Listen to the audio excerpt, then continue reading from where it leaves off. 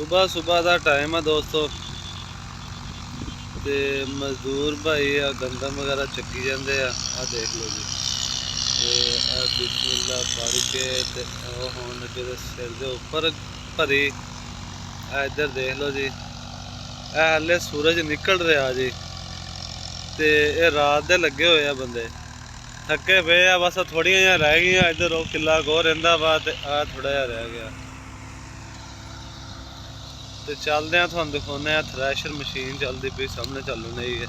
यह देख लो कितना ही प्यारा व्यू आ रहा, सूरज पिछों निकल रहा आस्ता आस्ता, ते ठंडी ठंडी मिठी मिठी हवा चलन रही है।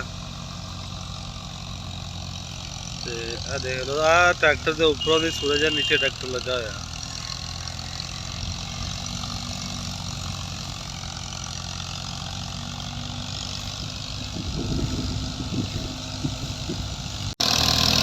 देखो दोस्तों कितना ही प्यारा व्यू, दरख्त के उपरों भी सूरज आ ट्रैक्टर के उपरों भी।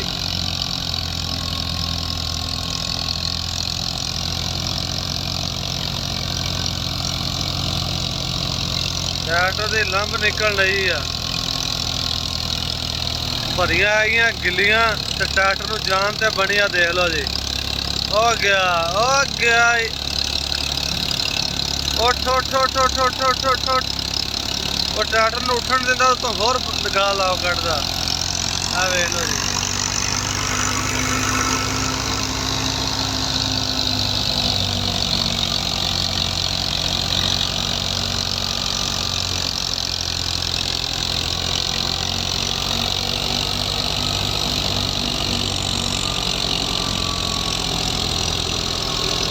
ट्रैक्टर की लंब वेख लो निकलती पई।